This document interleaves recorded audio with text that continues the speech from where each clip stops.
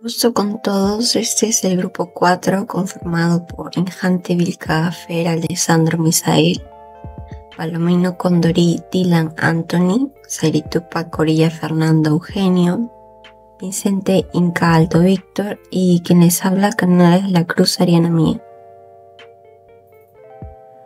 En este video se presenta la resolución del laboratorio del curso Programación con Transact SQL de Microsoft Learn, donde se aplican conceptos claves del lenguaje TSQL como variables, estructuras de control, procedimientos almacenados, funciones, manejo de errores y transacciones. Previamente creamos una cuenta de Microsoft con un correo ya existente y nos unimos a Microsoft Azure con nuestra cuenta de alumno, en nuestro caso @unica.edu.p. Nos encontramos en el curso de programación con Transact SQL de Microsoft. Ahora vamos a ver el módulo 1 y ya vimos la parte teórica. Nos vamos a ir a los ejercicios y ya tenemos nuestra base de datos configurada siguiendo las instrucciones de CLink y ahora vamos a iniciar con los ejercicios. Ahora en la parte izquierda tengo los ejercicios y en la parte derecha mi base de datos de Azure configurada. Introducción a la programación con Transact SQL. En este ejercicio tendrá una introducción a la programación con Transact SQL utilizando la base de datos AdventureWorks. Declarar variables y recuperar valores. 1. Abra un editor de consultas para su base de datos de AdventureWorks y cree una consulta. En el panel de consulta escriba el siguiente código.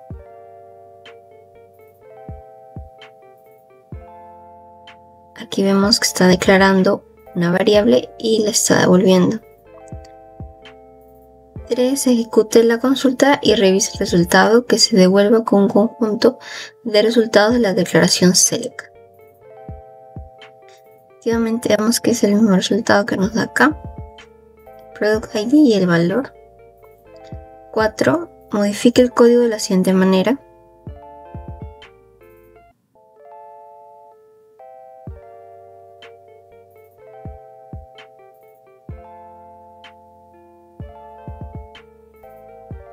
Estamos viendo declarar las variables. A la primera le estamos dando un valor,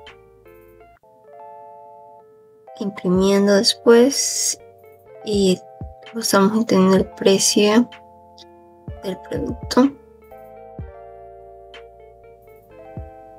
5. Ejecute el código y revise el resultado. Esta vez las sentencias print hacen que los valores de las variables se incluyan en los mensajes generados por el código. 6. Agregue una declaración select para generar las variables con un conjunto de resultados. Pide que agreguemos este select.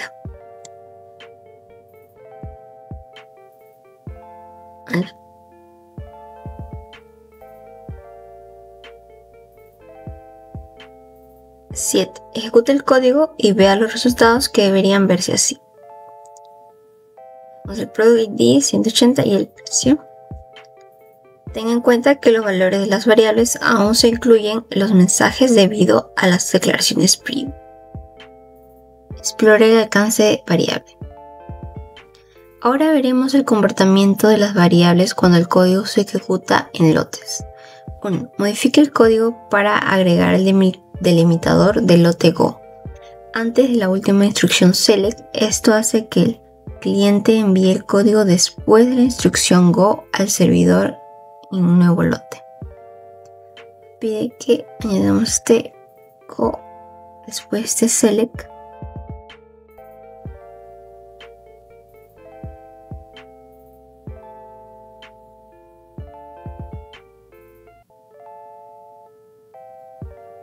Dos. Ejecute el código y revise el error que se devuelve. Debe declarar la variable escalar Product ID. Las variables son locales en el lote en el que se definen.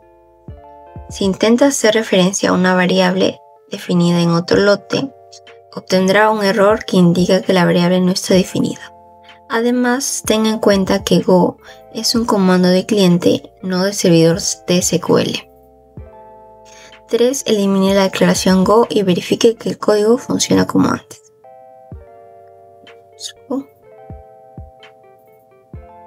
Y efectivamente nos da el mismo resultado de hace un momento. Utilizar variables de tabla. Hasta ahora ha utilizado variables que encapsulan un único valor de un tipo de dato específico. En Transact SQL también puede usar variables de tabla para encapsular varias filas de datos. 1. Modifique el código para agregar una declaración de una variable de tabla para insertar los resultados en ella. Que nos pide que copiemos esta declaración de tabla.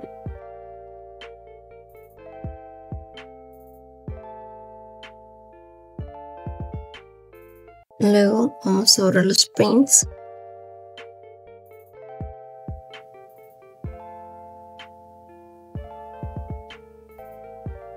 Y modificar la última parte.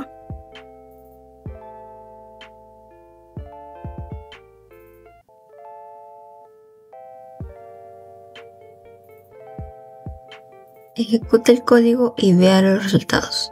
Los datos en la variable de la tabla. Escribir lógica condicional. La lógica condicional se utiliza para ramificar el flujo de ejecución del programa según condiciones específicas. La forma más común de lógica condicional es la instrucción if-else. Transact SQL también admite la instrucción case. 1. Modifique el código de la siguiente manera para agregar la lógica que asigne un nivel de precio basado en alguna lógica condicional que compare el precio de un producto específico con el promedio. Entonces aquí vamos a declarar dos variables más.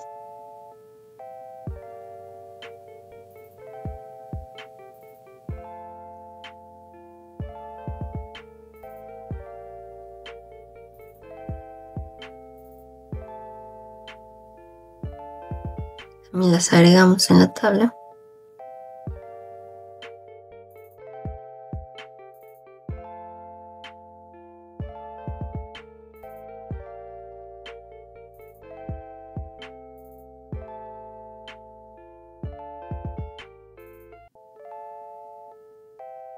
Volvemos a agregar los prints.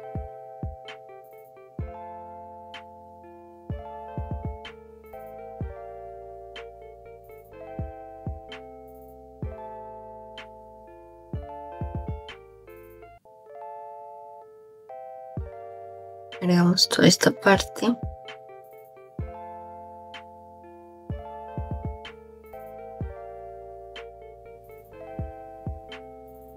Y aquí viene la lógica condicional para determinar el nivel de precio.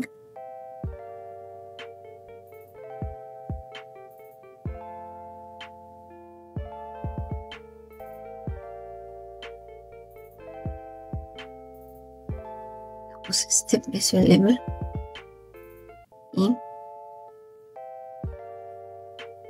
y el último el output igual.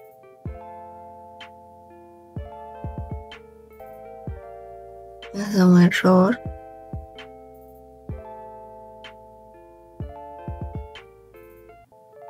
Estamos usando un punto y coma en vez de coma. Ahora sí, normal. Nos dice 2. Ejecuta el código y revise los resultados.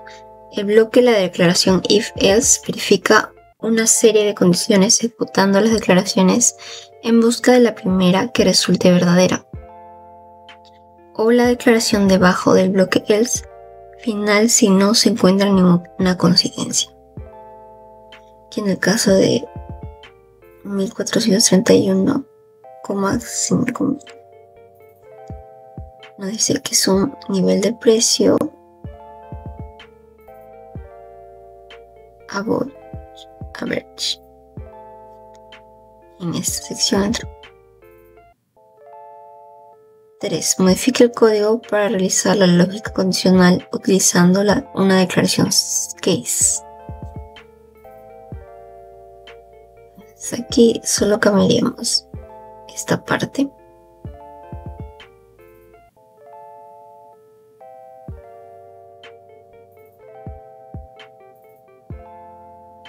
Y todo lo demás igual. 4. Ejecute el código y verifique que los resultados sean los mismos que antes. Sí, exactamente los mismos que antes. Utilice un bucle para escribir código iterativo. Los bucles se utilizan para ejecutar la lógica de forma iterativa, ejecutando el código varias veces, generalmente hasta que se cumpla una condición. En Transact SQL se puede implementar bucles mediante la instrucción while. 1. Modifique el código para utilizar un bucle while para recuperar el precio de cada uno de los 10 productos más vendidos por cantidad de vendida y determinar el nivel de precio para cada uno de estos productos. Vamos a modificar el código. Aquí vamos a agregar el rank.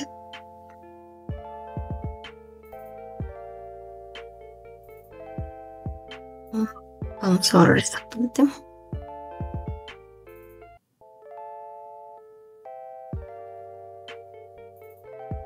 Y aquí tenemos la lógica del loop que vamos a utilizar.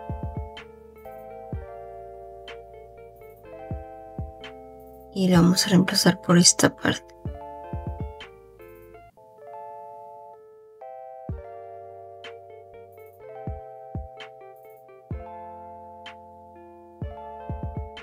Falta quitar el print. Y ejecutamos. 2. Ejecute el código y revise los resultados. Nota, este código está diseñado para demostrar cómo usar un bucle. Si bien los bucles pueden ser útiles, a menudo resulta más eficiente usar operaciones basadas en conjuntos para lograr resultados similares. Tenemos los precios y nivel de precio de los productos. Ahora en la parte de desafíos. Desafío 1. Asignación de valores a las variables. Está desarrollando una nueva aplicación Transact SQL que necesita almacenar temporalmente valores extraídos de la base de datos y en función de sus valores mostrar el resultado del usuario. 1. Crea tus variables. Escriba una instrucción Transact SQL para declarar dos variables. La primera es un nvarchar de longitud 30 llamado Sales Order Number y la otra es un entero llamado Customer ID. Entonces, aquí vamos a declarar las dos variables con las de declaro. La primera va a ser un nvarchar llamado Sales Order Number. Va a ser nvarchar longitud 30. La siguiente va a ser entero llamado Customer ID.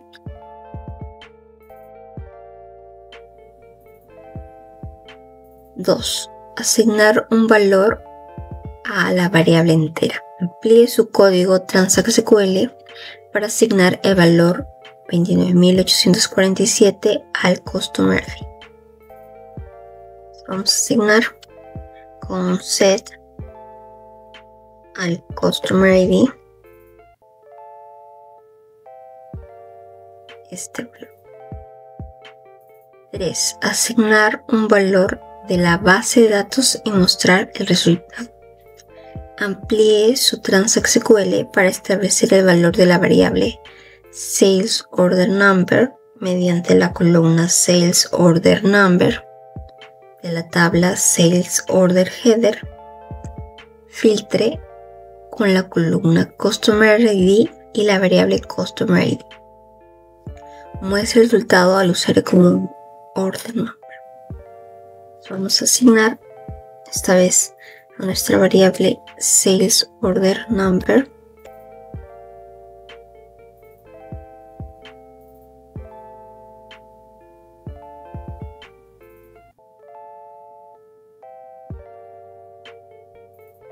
el valor de la columna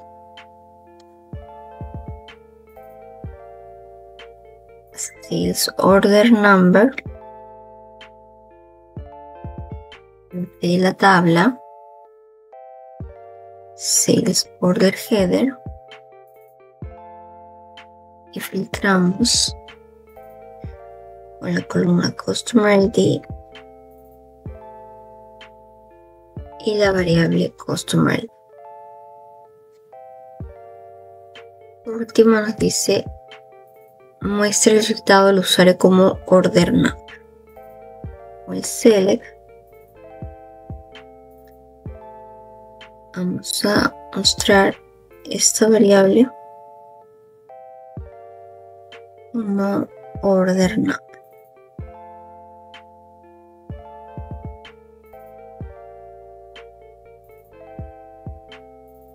Nos dice que no encuentra la tabla sales order header, que nos falta el esquema en el que está, que en este caso sería sales LT.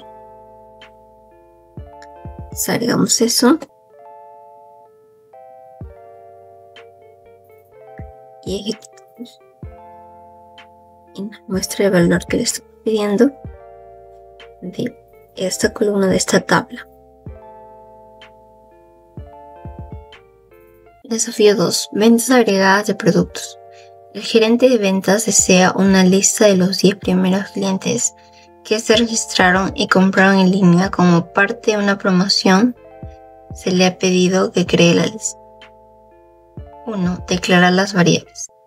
Escriba una sentencia TransactSQL para declarar 3 variables. La primera se llama Customer ID y será un entero con un valor inicial de 1. Las dos siguientes se llamarán fname y lname. Ambas serán en varchar. Asigne a fname una longitud de 20 y a lname una longitud de 30. Primero vamos a declarar las 3 variables. Primera, Customer ID.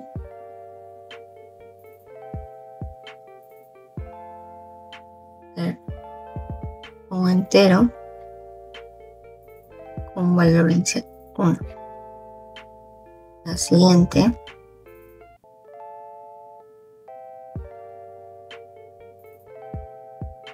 fname como un varchar de longitud 20. La siguiente, voy a copiar esta parte, lname con varchar de longitud 30. 2. Construir un bucle de determinación.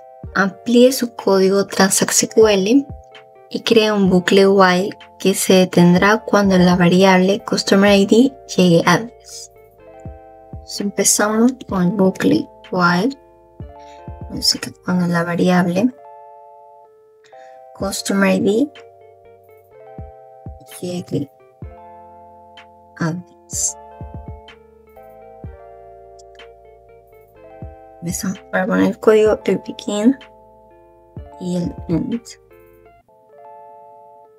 3. Selecciona el nombre y el apellido del cliente y muestre. Amplíe el código TransactSQL añadiendo una instrucción select para recuperar las columnas first name, last name y asignarles a fname, lname respectivamente. Combine e imprima fname y lname. Filtre utilizando la columna Customer ID y la variable Customer ID. Primero nos dice que vamos a seleccionar las columnas first name y last name, asignándolas a las variables fname y last name respectivamente. Ver la variable fname con la columna first name y la variable ln con la columna las n. Filtrándolas,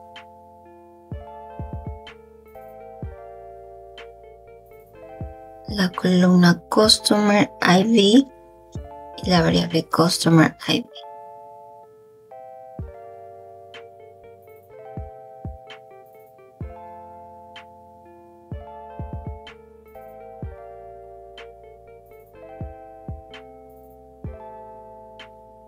Esto va a venir de una tabla, en este caso salesT lt.custom.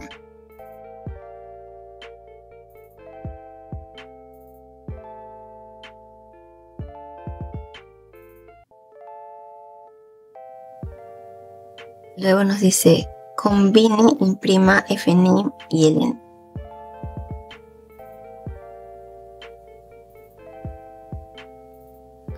Imprimir estas dos variables y las vamos a concatenar con un espacio.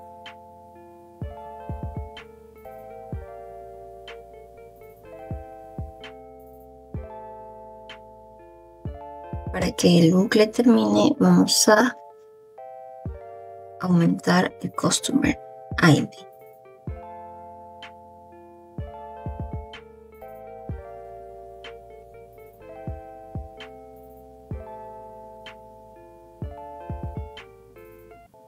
Y eso sería todo por los ejercicios del módulo 1.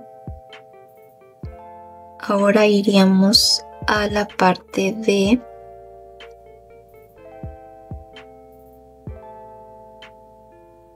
la evaluación del módulo.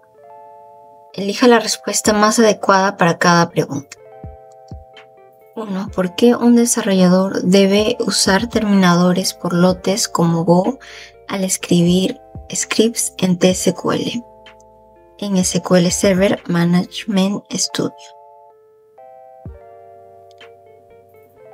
Para asegurarse de que todas las instrucciones se ejecuten en una sola transacción, para confirmar automáticamente los cambios después de que se ejecute cada lote, para separar diferentes unidades lógicas de trabajos que necesitan un análisis y ejecución distinto.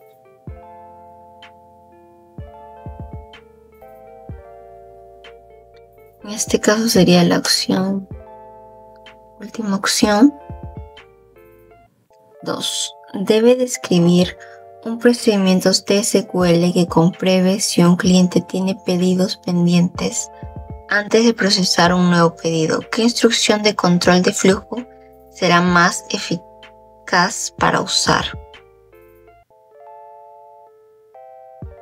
Es decir, que compruebe si un cliente tiene pedidos pendientes. Entonces sería un if. ¿Cómo puede inicializar una variable en el momento de declaración en TSQL? Dice uso de declare con el operador de asignación, uso de declare seguido del set, uso de la instrucción select después de declare, sería la primera acción. 4. Debe implementar un script de TSQL que imprima los números del 1 al 10. ¿Qué estructura de control de flujo debe usar para lograr esto? Sería en este caso un mientras.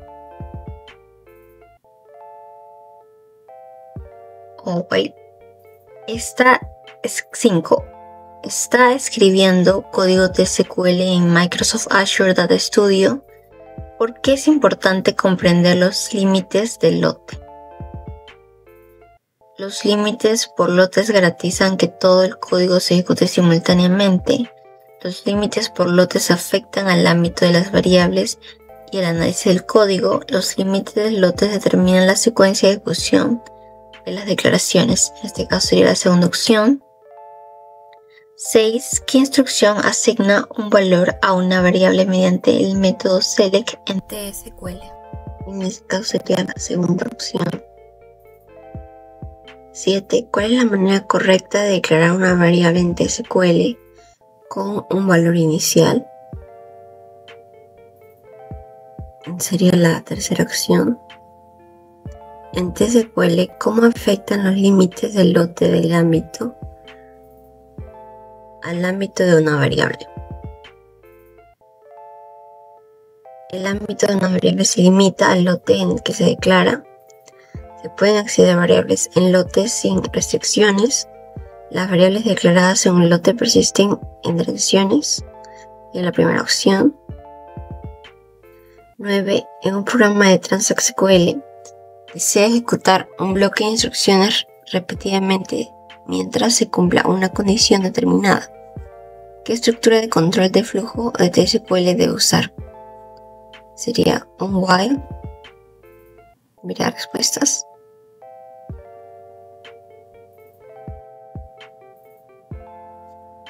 En ese caso, aquí una incorrecta. 6. ¿Qué instrucción asigna un valor a una variable mediante el método select en TSQL? Y eso sería todo por el módulo 1.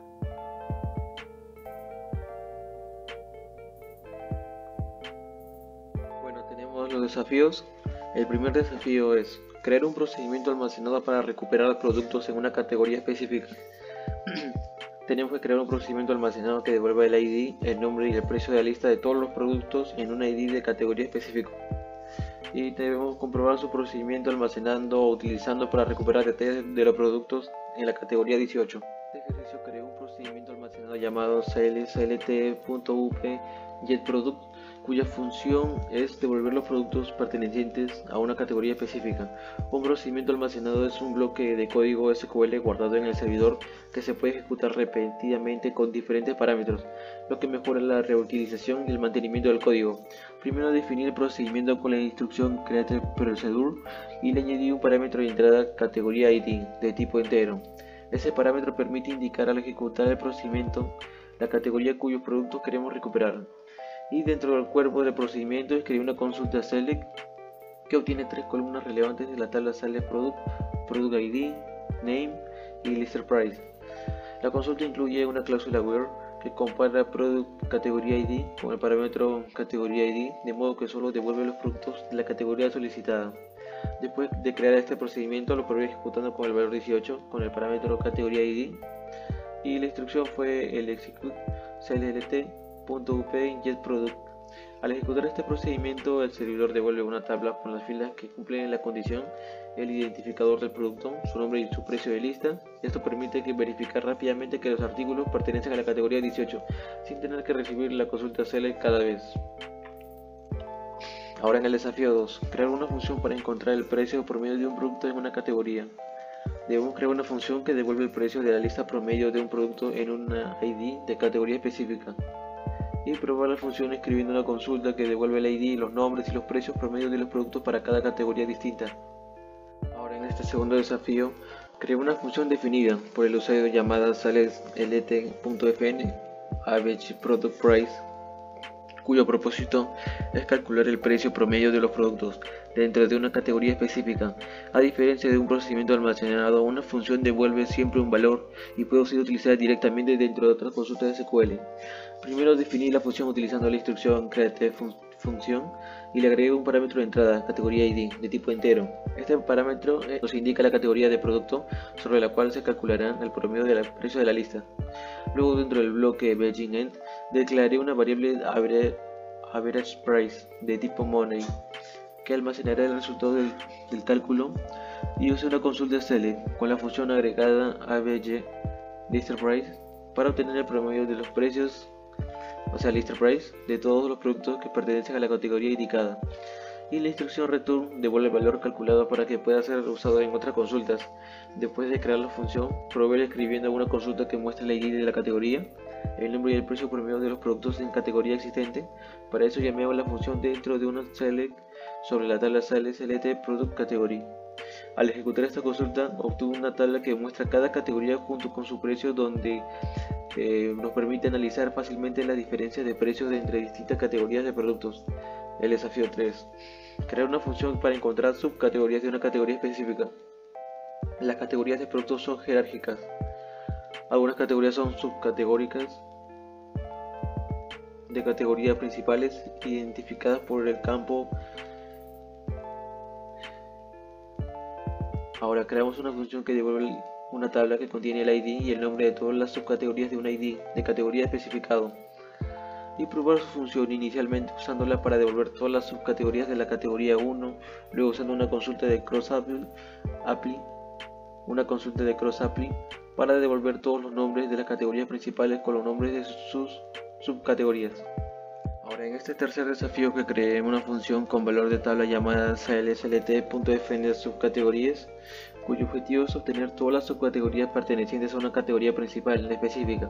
Las categorías de productos en la base de datos son jerárquicas, ya que cada puede tener un campo que indica cuál es su categoría.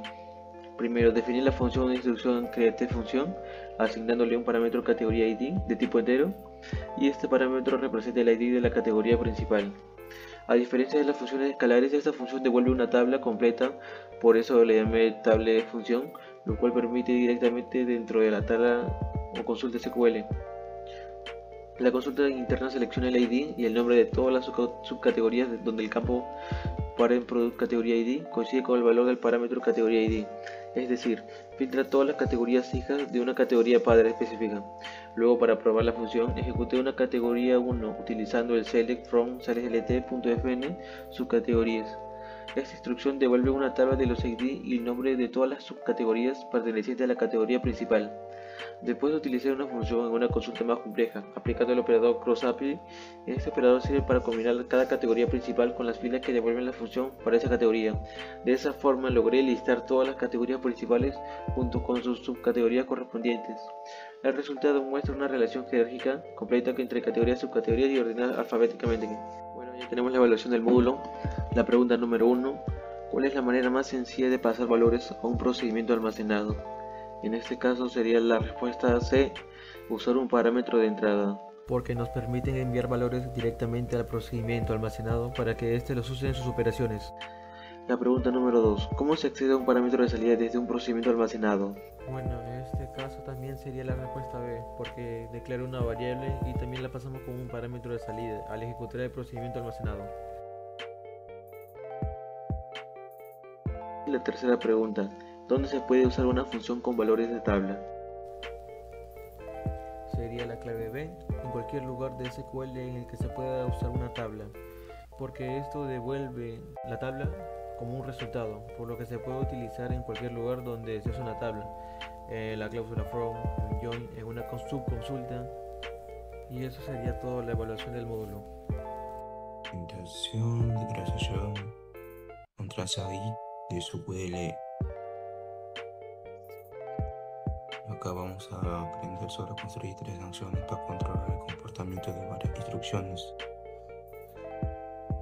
donde que vamos a determinar si se va a producir algún error y cuándo va a revertir instrucciones. Sus objetivos de aprendizaje son de describir transacciones, comparar transacciones y lotes, crear y administrar transacciones, control resolución de transacciones y escribir a simultaneidad.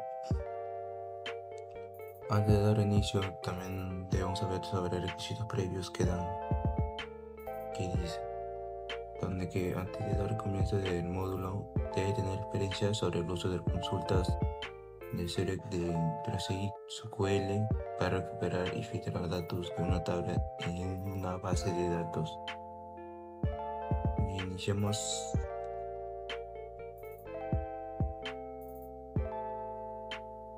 Tenemos sobre la introducción, donde bueno, en esta parte lo que vamos a ver es cómo las transacciones se pueden, básicamente se trata de comprobar varias instrucciones para que si ocurre un error podamos revertir los cambios y mantener la base de datos segura.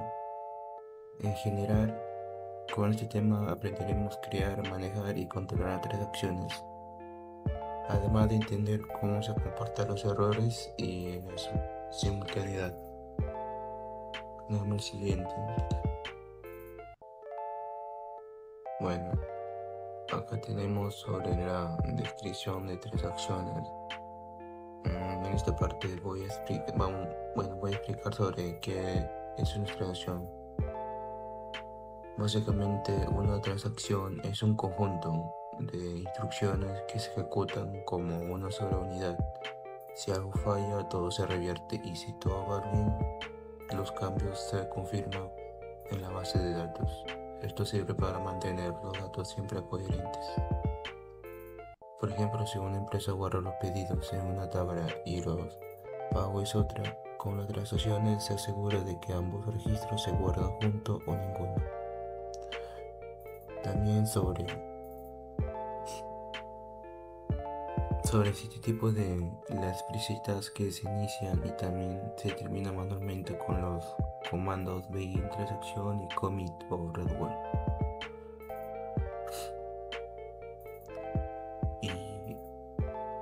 Y también algo importante sobre las características de ASI, ¿no? Donde los sistemas de procesamiento transaccional en línea Fulton requieren transacciones para cumplir características sobre la atomicidad, atomicidad,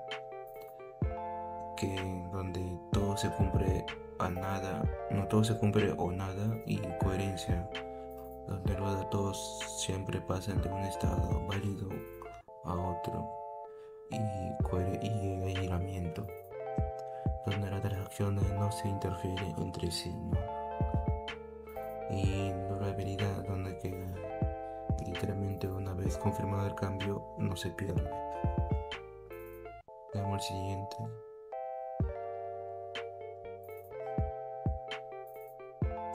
Bien, acá vamos a hablar sobre la comparación de transacciones y lotes.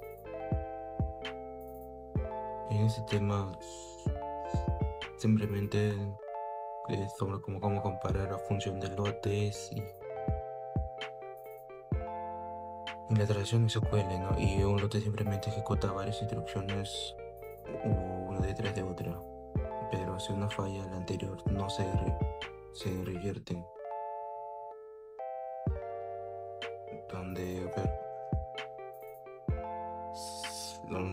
que no se revierte, los anteriores no se deshacen, y esto puede dejar los datos incompletos o incoherentes en la base de datos. Por ejemplo, en el primer juego que muestra, hay varios insertos dentro de un bloque de try-cat, creo que no sé mucho inglés, y si el primer insert falla, el código pasa al catch y no se ejecuta lo demás, ¿no? Pero si el error corre en el segundo insert, ¿no? Y la primera inserción ya se hizo y no se revierte, lo que dejó un pedido sin detalle, donde eso significa que los datos quedan incompletos. Y ahora en el segundo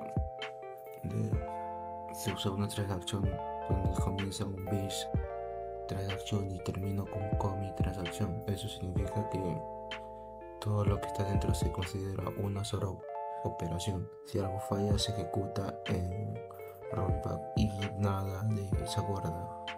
Pero si todo va bien, se confirma con un commit. Vamos siguiente. Bien, vamos a hablar ahora sobre la creación y la administración de transacciones. En esta parte vamos a explicar cómo se crean y administran las transacciones SQL. Una transacción se usa para agrupar varias instrucciones que deben ejecutarse todas juntas. Para iniciar una transacción usamos el comando begin transacción, y para finalizar tenemos dos opciones. Bien, usamos commit transacción para combinar los cambios. Si ocurre este error, usamos un rollback para deshacer todo lo que hizo. Esto garantiza que los datos que quedan siempre correctos. Por ejemplo, si se corta la conexión o hay algún fallo en medio del proceso, el sistema revierte automáticamente toda la transacción. si existe, no sé, claro, si existe la transacción anidadas, que son transacciones dentro de otras, si la externa se revierte, las internas también se cancelan. Otro punto es sobre el XACT de Agor. Cuando esto está activado, cualquier error que ocurre hace que todas las transacciones se reviertan. Pero si está desactivado, solo se revierte la instrucción con error, mientras que las demás quedan guardadas, y por eso que lo más recomendable es tener siempre en control de errores, para saber si se debe confirmar o revertir las transacciones y invertir los datos incompletos. Bien, vamos con el siguiente. Ahora sobre control de las transacciones.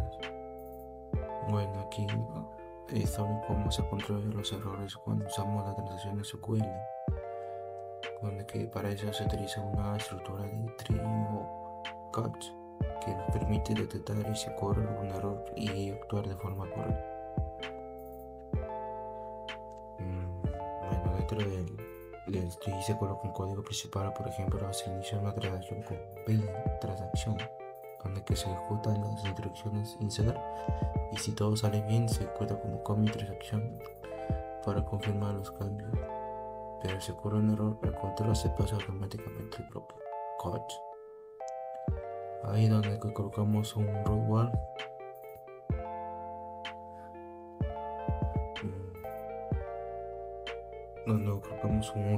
¿no? Y donde se revierten todos los cambios realizados, y también se puede mostrar el número de mensajes de error de las funciones error number y error machine. Además existe una función muy importante llamada xstat, que sirve para saber que estaba haciendo la transacción. Por ejemplo, si devuelve 1, la transacción está activada y se puede confirmar, y si devuelve 0, no hay transacciones activadas. Y si devuelve -1, significa que hubo un error y la transacción ya no se puede confirmar. Entonces acá, antes de hacer un rollback, se puede usar if stat, para comprobar si la transacción se activa y así evitar errores adicionales. Bien, vamos con la siguiente unidad.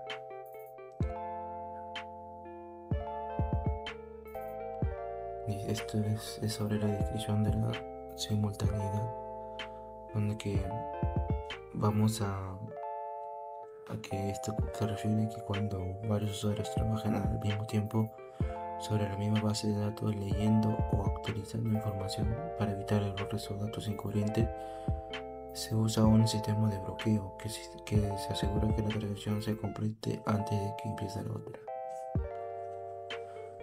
Por ejemplo, si un usuario sube el precio de todos los productos y otro al mismo tiempo, aplica un descuento donde que el sistema se necesita controlar cuando la operación se ejecuta primero para que no genere errores en los precios finales.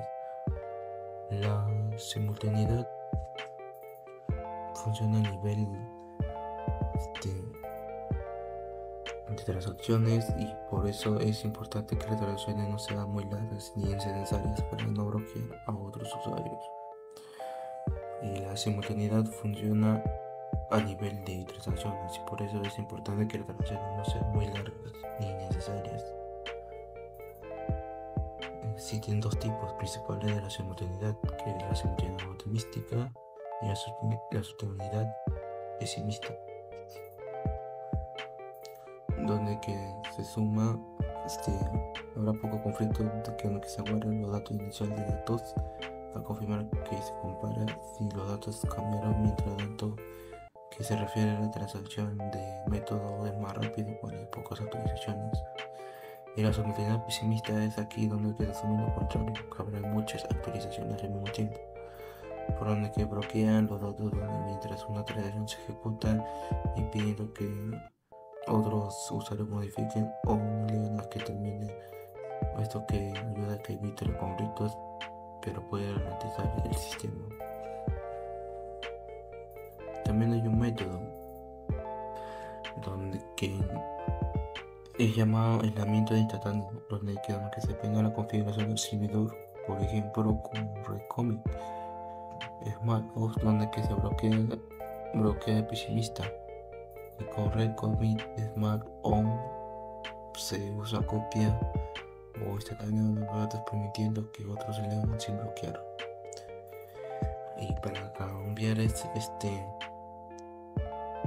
otro nivel pueden usar comandos donde al afterwards nombre de SmartOn y también sobre Love. Ya no siguiente oportunidad.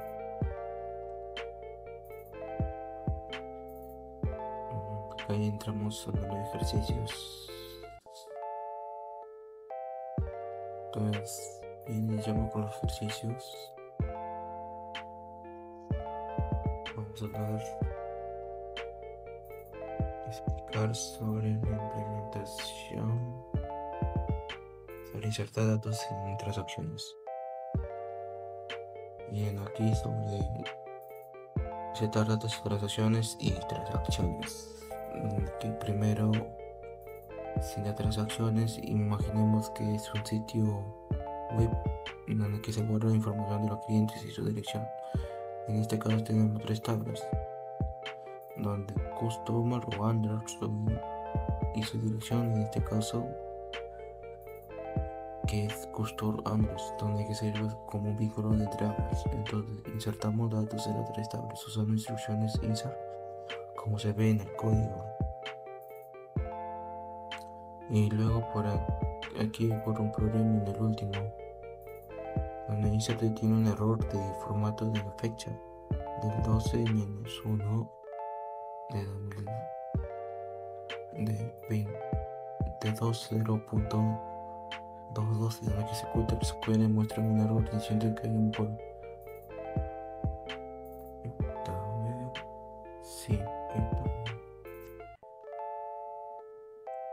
donde que hay un problema de convertir la fecha, y esto provoca que las primeras 2 intersecciones, Cusmore y Andrés, se guardan, pero la tercera falla.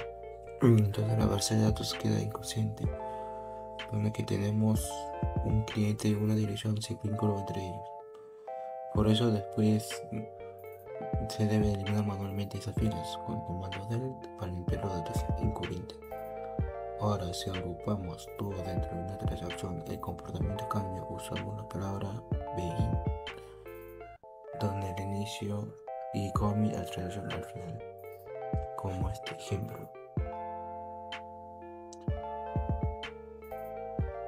De esta forma, las 3 operaciones se trata de una sola unidad de trabajo. Cuando ejecutamos este código vuelve a aparecer el mismo error en la última línea, pero ahora tenemos la transacción se revierte automáticamente, donde que significa que no se borra ningún dato, ni el cliente ni la dirección mantenida en la base de datos. Ahora vamos a hablar sobre insertar datos mediante una transacción.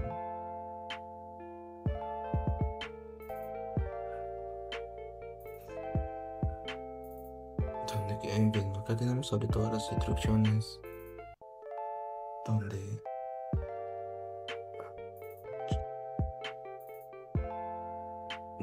vamos a marcar todas las instrucciones. Si alguna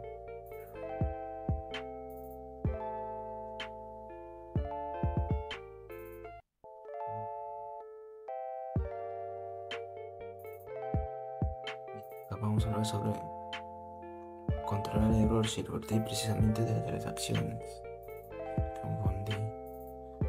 Bien, acá ahora vamos a cómo controlar los errores dentro de una transacción y revertir de forma manual cuando algo falla. Bien, ahora en este caso vamos el mismo ejemplo del anterior, ¿no? Con las 3 instrucciones de insert, pero aquí se produjo un error distinto, donde que hay una infracción de clave única, o sea, estamos intentando insertar un valor que ya existe en la tabla customer underscore. Bueno, si ejecutamos el código tal como está, aunque hubo un error, el cliente normal donde que si se guarda lo que genera una base de datos inconsciente. Esto pasa porque el error no fue insuficiente grave como para hacer que la transacción se revierta automáticamente. Por eso tenemos que controlar estos errores de forma explícita usando un bloque de string o cards, donde que aquí te muestra el código modificado, donde que se presenta, no se ve, ¿no? Y lo que hace que este bloque es muy importante para que parte del tree se ejecute la instrucción normalmente. Pero si ocurre un error, pasa al bloque donde usamos un rollwords transacción para revertir todo lo que está insertado. Así si algo falla, nada se guarda en base de datos y todo se queda corriendo.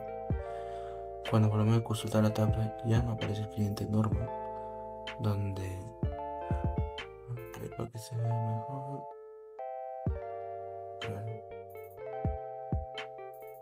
Donde que lo que confirma la versión funcionó correctamente.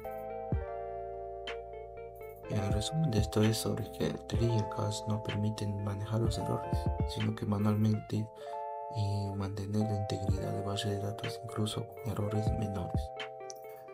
Ahora con el último de que es comprobar y el estado de las transacciones antes de revertir.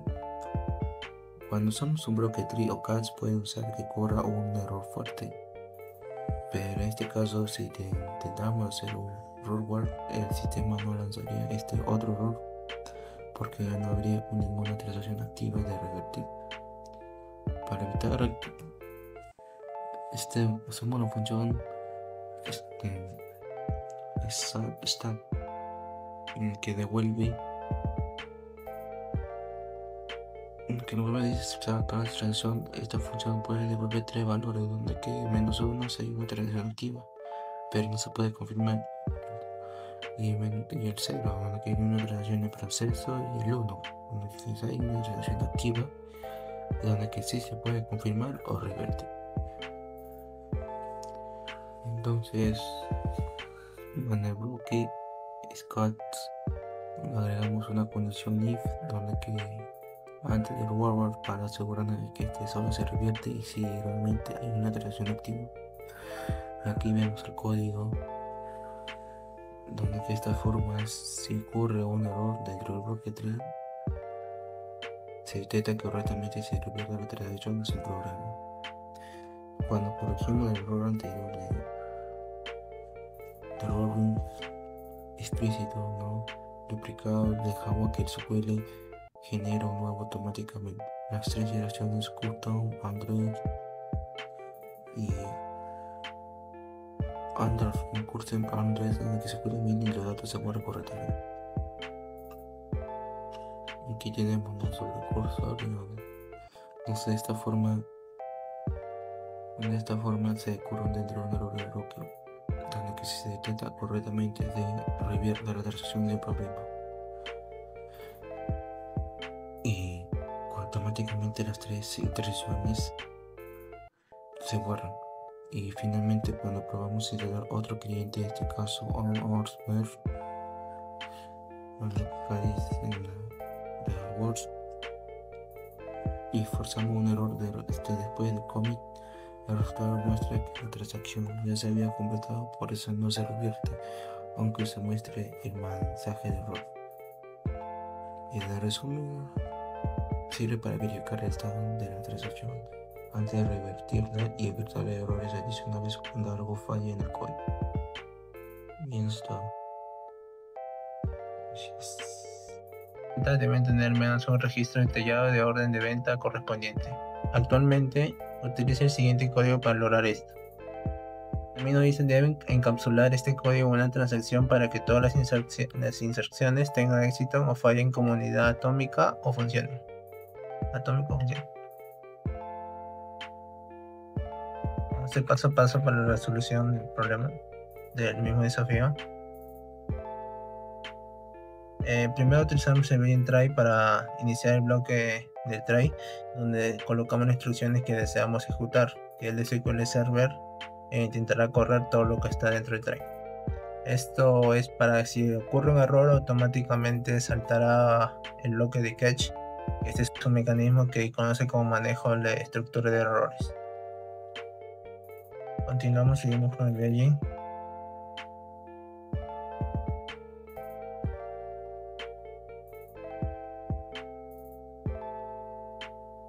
Y aquí comenzamos la transacción. De este punto, las operaciones que se realicen en el insert, el update o delay forman parte de una unidad atómica del trabajo. Esto significa que todo se debe completar correctamente, con ninguna como que se va a completar correctamente y que ninguno se guardará.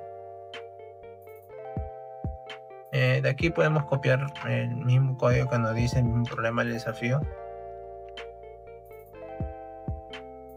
Que esto declara la variable y obtener el ID del orden, que parece para almacenar el número de la nueva orden. Acá seleccionamos que se obtiene el valor máximo actual del orden y le sumamos 1. De esta forma se genera un nuevo identificador único para el pedido. Acá insertamos la cabecera del pedido, que toma el valor que calculamos antes, la fecha actual, también indica el cliente que realiza el pedido y el método de envío. Insertamos el detalle del pedido, que cada fila de esta tabla corresponde a un producto dentro del orden, que relaciona el detalle con su cabecera, la cantidad de producto y el código del producto, y el precio unitario. Esto, si la inserción falla, la cabecera ya insertará que no debería quedar sola. Necesitamos una transacción nueva.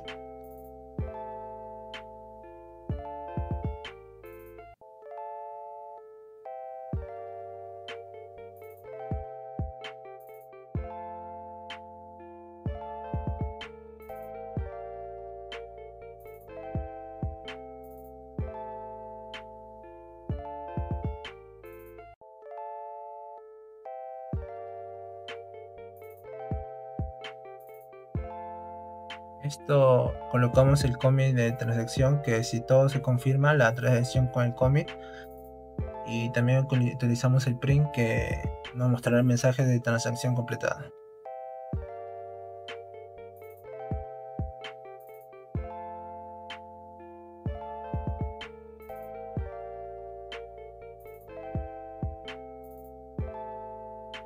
En esta finalizamos el bloque try, que si no hubo errores en control no entrará con el bloque catch y la transacción se ejecutará correctamente.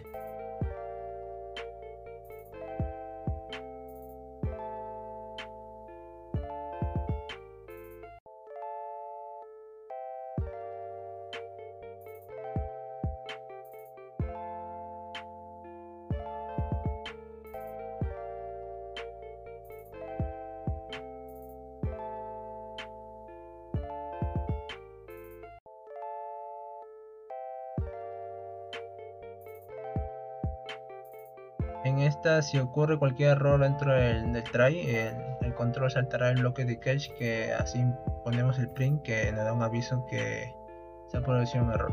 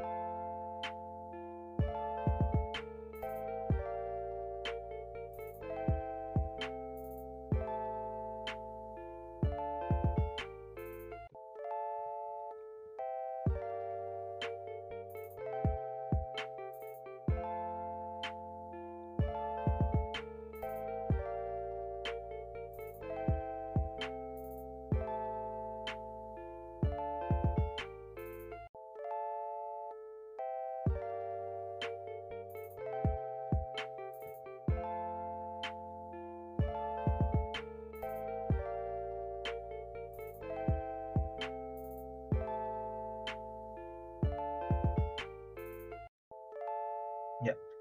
En esta verificamos. En esta comprueba el estado actual de la transacción. Si la transacción está activa y válida, puede confirmarse o revertirse. Y si está -1, la transacción está inconsciente, solo puede ser revertida. Y 0, no hay transacción activa. En esta verificamos si hay una transacción pendiente y si se hace rock byte transaction, que revierte todos los cambios hechos dentro de la transacción. Y utilizamos el print que no hay con un mensaje de transacción revertida.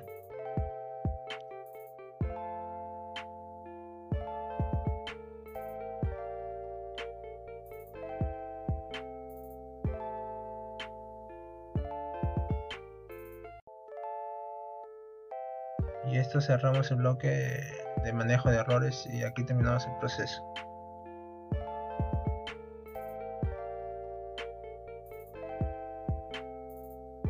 Ejecutamos y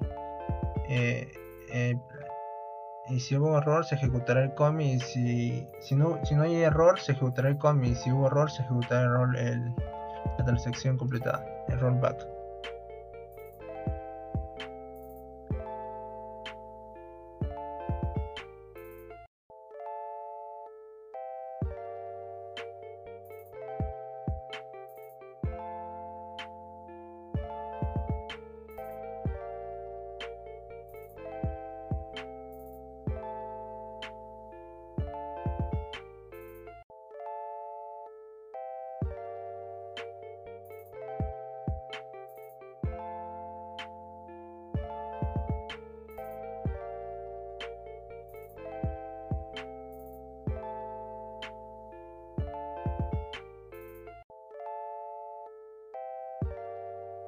Y con esto ya nos va a salir el resultado final, que la transacción se revierte completamente, que no se guardaron ni el encabezado ni el detalle, que esto demuestra que la transacción funcionó correctamente y protegió la integridad de los datos. Continuamos con la evaluación del módulo, que le preguntan qué ocurre con las transacciones anidadas cuando se revierte la transacción externa. Esta es la respuesta correcta. La transacción interna también se revierte, porque cuando hay transacciones dentro de otras anidadas, todos dependen de la transacción externa principal. Esto, si la última se revierte, automáticamente todas las internas también lo hacen. Esto sucede porque el sistema considera que toda la operación como una sola unidad y una unidad lógica de trabajo. Si una parte falla, todo vuelve al estado anterior. ¿Por qué las otras opciones no? Porque no se ejecuta, ya que la reversión borra todo lo hecho dentro, y la segunda opción es que las internas no tienen poder sobre la externa.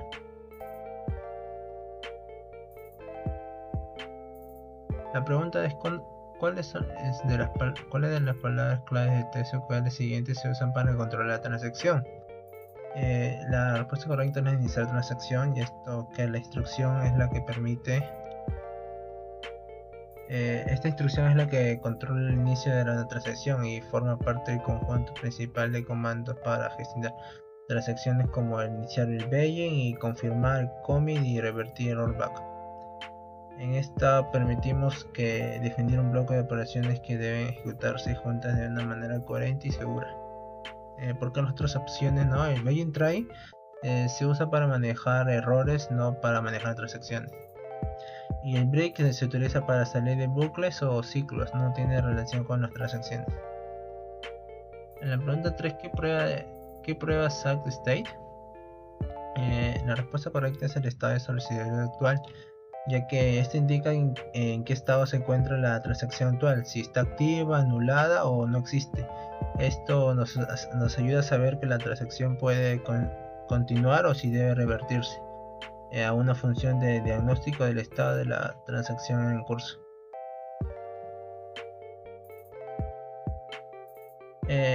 La opción 1 no puede ser, ya que esto mide si hay varias transacciones dentro de otra. Y la tercera opción no puede ser, porque esto lo hace otra función, que es el error number, que no es el SAC state. La pregunta número 4. ¿Cuál es el nivel de aislamiento de transacción predeterminado para que el Azure SQL Database? En la respuesta a la primera, ya que en el Azure SQL el aislamiento es predeterminado, ya que permite que las lecturas trabajen sobre versiones estables de los datos, esto evitando que el bloqueo entre usuarios. Este método mejora el rendimiento y mantiene la coherencia de la información, sin interrumpir otras transacciones que son tan concurrentes. El off no puede ser, ya que el valor por defecto en versiones antiguas de SQL es en 0, no en el Azure. Y el Saga Board no es un nivel de aislamiento, sino una configuración que define el comportamiento ante errores. Y si ya está todas las respuestas están correctamente. Muchas gracias.